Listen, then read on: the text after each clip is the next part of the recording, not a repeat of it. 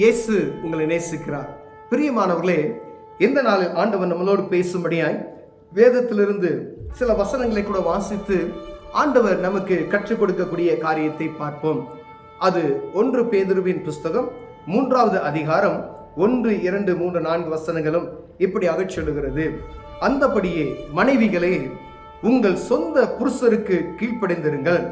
அப்பொழுது அவர்களில் யாராவது திருவசனத்துக்கு கீழ்ப்படியாதவர்களாய் இருந்தால் பயபக்தியோடு கூடிய உங்கள் கற்புள்ள நடக்கையை அவர்கள் பார்த்து போதனை இன்றி மனைவிகளின் நடக்கையினாலே ஆதாயப்படுத்திக் கொள்ளப்படுவார்கள். பாருங்க, வேதம் எவ்வளவு தெளிவாக எழுதியிருக்கிறது. பெண்களுக்கு விசேஷமாய் ஆண்டவர் எழுதி வைத்திருக்கிறது. அப்போஸ்தலனாகிய பேதுரு எழுதி வைத்திருக்கிறார். மனைவிகளே, உங்க சொந்த புருஷருக்கு கீழ்ப்படிந்திருங்கள். அப்பொழுது அவர்கள், நீங்க கீழ்ப்படுகிறது நிமித்தமாக, அப்பொழுது அவர்களில் யாராவது திருவசனத்துக்கு வேதத்திற்கு கீழ்ப்படியாமல் இருந்தார்களானால் பயபக்தியோடு கூடிய உங்கள் கற்புள்ள நடக்கையை பார்த்து அவர்கள் என்ன செய்வாங்க? போதனை என்று நீ ஒண்ணுமே சொல்ல வேண்டியதில்லம்மா. ஆனா உங்க நடக்கையும் உங்க செயல்களையும் நீங்கள் காட்டுகிற உங்கள் கணவன் மீது வைத்திருக்கிற அன்பையும் அவர் பார்க்கும் பொழுது போதனை என்று நீங்க சொல்ல வேண்டியதே இல்லை. உங்கள் நிமித்தமாய் அவர் சொல்லப்படுகிறார். போதனையின்றி மனைவிகளின் நடக்கையினாலே ஆதாயப்படுத்திக் கொள்ளப்படுவார்கள். உங்க கணவனை ஆண்டவருக்கு சொந்தமாக மாற்றிக்கொள்ளுகிறீர்கள். மதுபானத்தில் அடிமைப்படுத்தப்பட்டு இருக்கிற ஒரு கணவனுக்காய் எவ்வளவு நேரம் ஒரு தனிப்பட்ட ஒரு சகோதரி ஜெபிக்கிறாங்க என்பதை ஆண்டவர் நம்மளோட இடைப்ப. ஒரு கணவன் மதுபானத்துக்கு அடிமைப்படுத்தப்பட்டு இருக்கிறாருன்னு வச்சுக்கோங்களேன். நீங்க ஆண்டவருக்குள்ள நீங்க இருக்கிறீங்க, ஆண்டவரை அறிந்து கொண்டு இருக்கிறீங்க. ஆனா உங்க கணவனுக்காய் எவ்வளவு நேரம் நீங்க ஜெபிச்சீங்க? அதே அவர் பேசுகிற வார்த்தைக்கு மறுமொழியாய் அப்படி ஆப்னண்டா என்ன உங்களால பேச முடியுமோ உங்க எஃபெக்டை பூரா அவர் மேல கொட்டி தீர்க்கிற ஒரு அனுபவத்திற்குள் எத்தனை பேர் நாம் இருக்கிறோம் என்பதை பார்க்க முடியாய் ஆண்டவர் உங்களோடு இடைப்பட்டு கொண்டு இருக்கிறார். இங்கே சொல்லப்படுகிறது, கற்புள்ள நடக்கையினாலும் உங்கள் அன்புள்ள பேச்சுகளினாலும் நீங்கள் அவர் மேல் செலுத்தக்கூடிய அன்பு, உங்க கணவன் மேல் செலுத்தக்கூடிய உங்க அன்பு, அது நிமித்தமாய் உங்க கற்புள்ள நடக்கை நிமித்தமாய் அவர் என்ன செய்வாராம்? நீங்க ஒண்ணுமே பேச வேணாம், நீ அப்படி மாறு இப்படி மாறு, அதை பார்த்து ஒரு மனிதன் திரும்புவான் என்று சொல்லப்படுகிறது. அப்ப ஒரு குடும்பத்தில் இருக்கக்கூடிய ஒவ்வொரு பெண்களும் மதுபானத்துக்கு எத்தனையோ குடும்பங்கள், எத்தனையோ கணவன்மார்கள் அடிமைப்படுத்தப்பட்டு இருக்கிறாங்க.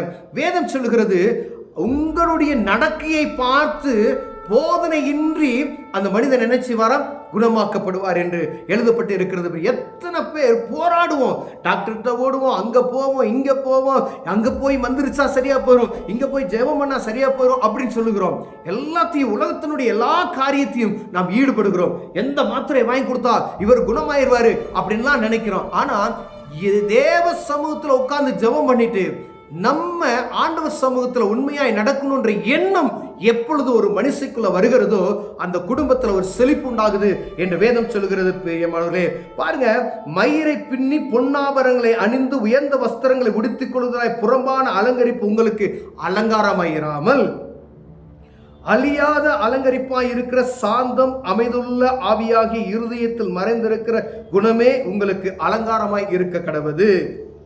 அதுவே தேவனுடைய பார்வையில் வெளியேறப்பட்டது. உங்க நேரங்கள்ல தலை செய்வதிலையும் உங்களை அழகுபடுத்திக் கொள்ளும் பொன் ஆபரணங்களை தரிக்கணும்னு சொல்லுகிற அந்த காரியத்தில் நீங்க செலவு செய்கிறீங்கள ஒழிய தேவ சமூகத்துல உங்கள் இருதயமாய் அமைதியுள்ள சாந்தமுள்ள உங்கள் காரியங்கள் வெளிப்படுகிறது. அதுதான் அலங்காரம் பெண்ணுக்கு என்று சொல்லப்படுகிறது. அதுதான் அழகு என்று சொல்லப்படுகிறது.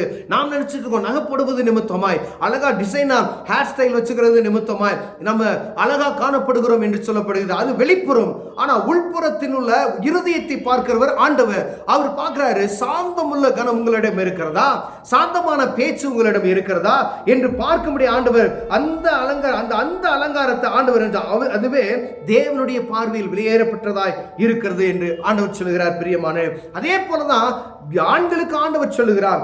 7வது வசனம் சொல்லுகிறது, அந்தபடியே புருஷர்களே, மனைவியானவள் பலவீனமான பாண்டமணியால் உங்கள் ஜெபங்களுக்கு தடை வராதபடிக்கு நீங்கள் விவேகத்தோடும் அவர்களுடன் வாழ்ந்து உங்களுடனே கூட அவர்கள் நித்திய ஜீவகாலம் கிருபையை சுதந்திரித்துக் கொள்கிறபடியினால் அவர்களுக்கு செய்ய வேண்டிய கனத்தை செய்யுங்கள். அநேக நேரங்களில் நம்ம ஆண்கள் அவர்களை மதிக்கிறது கிடையாது. பெண்களை ஒரு அடிமை போல, ஏதோ உங்களுக்கு நம்ம கட்டி கொடுத்துட்டா நமக்கு அடிமை போல நம்ம நடத்தி கொண்டு இருக்கிறோம். எல்லா வேலையும் அவன் தான் செய்யணும் அப்படின்ற நினைப்பு ஆண்களுக்குள்ள இருக்கிறது. இந்த காலம் எல்லாம் சமமான ஒரு காலம். எப்படின்னா ஆண்களுக்கு என்னவோ பெண்களுக்கு அதுதான் அப்படின்னு சொல்லி அரசாங்கம் முடிவு செய்து விட்டது. அப்படி நிறைய காரியங்கள் இருக்கிறது.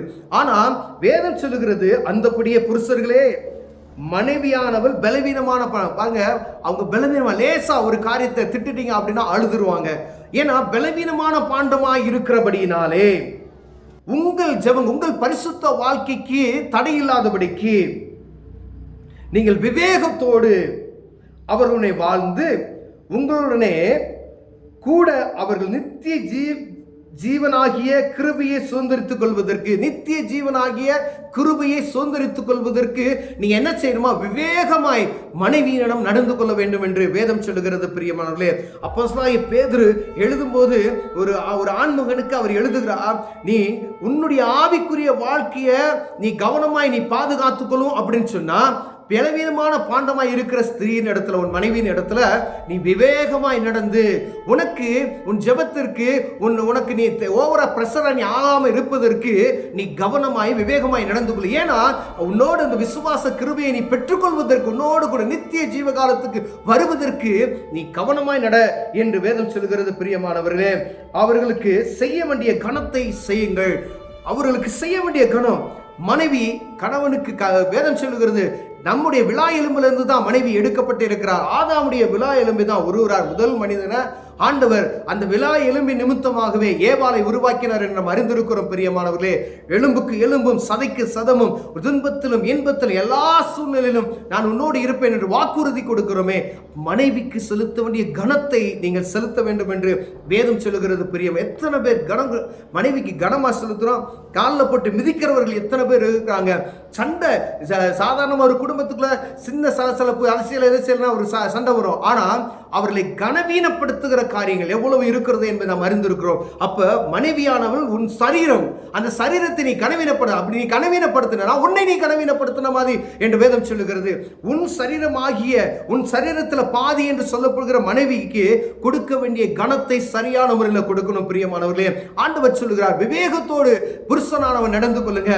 மனைவிகளுக்கு மட்டும் ஆண்டவர் சொல்லல, கணவன்களுக்கும் புருஷர்களே உங்களுடைய பயபக்திக்கு, உங்களுடைய பரிசுத்த வாழ்க்கைக்கு, உங்களுடைய தனிப்பட்ட பக்தியான வாழ்க்கைக்கு இடைஞ்சல் வராதபடிக்கு மனைவியானவரை விவேகத்தோடு நடத்தி கொள்ளுங்க.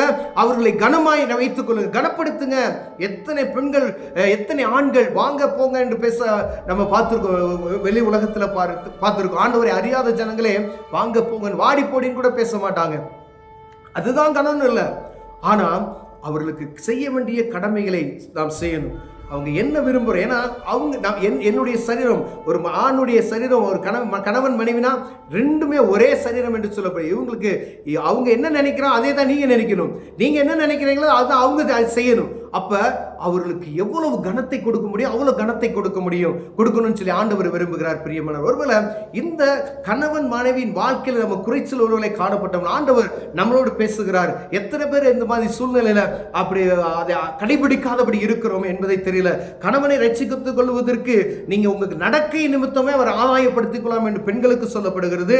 உங்களுடைய ஆண்களுக்கு பரிசுத்த வாழ்க்கை கெட்டு போகாதபடிக்கு அவர்களோடு விவேகமாய் நடந்து கொள்ளணும். அவங்க ஒரு சின்ன காரியத்தை கூட அவங்களால தாங்கிக்க முடியாத பெண்களால, அதனால விவேகமாய் அவர்களுக்கு நடந்துங்க, அவங்களுக்கு கனத்தை கொடுங்க அப்படின்னு சொல்லி ஆண்டவர் சொல்லுகிறார். கண்களை மூடுவோம், ஜெபம் செய்வோம். அன்பின் தகப்பனே, மனைவியானவள் ஆண்டவரே கணவனை ஆதாயப்படுத்திக் கொள்வதற்கு, ஆண்டவரே உள்ளான அலங்கரிப்பாகிய சாந்தமுள்ள குணத்தை வெளிப்படுத்துவதற்கும், ஆண்கள் விவேகமாய் பெண்களிடம் நடந்து கொள்வதற்கும், மனைவியிடம் நடந்து கொள்வதற்கும் கிருபை பாராட்டுவீராக. ஆண்டவரே நல்ல விசுவாச குடும்பத்தை வளர்ப்பதற்கு, ஆண்டவரே கடைசி பரியந்த வரை அந்த காரியத்துக்குள்ள, அந்த ஆண்டவரே விசுவாசத்துக்குள்ள நடந்து செல்வதற்கு எப்பொழுது ஒருமனப்பட்டவர்களாய் கடந்து செல்ல அவர்களுக்கு உதவி செய்வீராக. இயேசுவின் நாமத்தில் பிதாவே, ஆமென்.